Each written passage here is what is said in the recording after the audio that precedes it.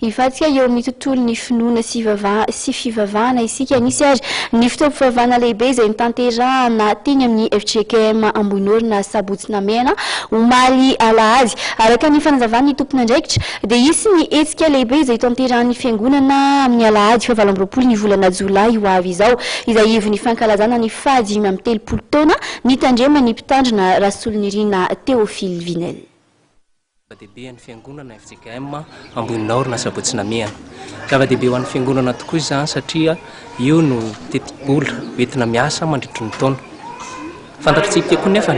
fa amin'ity taona 2024 ity dia taon-dehibe tokoa ho an'ny fiangonana satria amin'ity taona ity ny taom-pankalazana fa 5 taona ny tandreman'ny mpitandrina teto amin'izao fiangonana izao sy ho fanomanana fisotrondronony. Manana ezak'ngezabe isika fiangonana amin'izany ary ny ivon'izany fankalazana zany dia ny 20 Jolay ho avy izao ka atao eny amin'ny vohitry ny paradisa ny fiaraha-misakafo. Amin'ny fotoana io zany dia ny tapamaraina dia fotoan-dehibe iarahantsika mivavaka eto amin'ny fiangonana ary ny atoandro kosa dia atao eny ilay fiaraha-misakafo anentanana antsika zanaka pelezana rehetra sy niteraka Ambohinorina amin'ny fandraisana anjara amin'izany fiaraha-misakafo izany.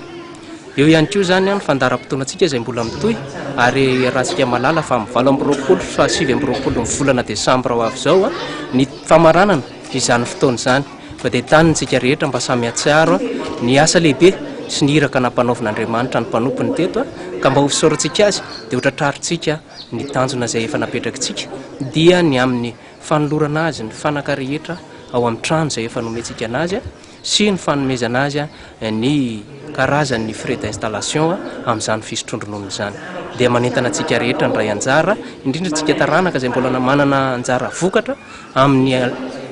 alahady faha-4 amin'ny volana Novambra dia isaorana antsika rehetra ary misy manantena izay fa tsy hafoy ny fiarahantsika ety an-tanindrazana.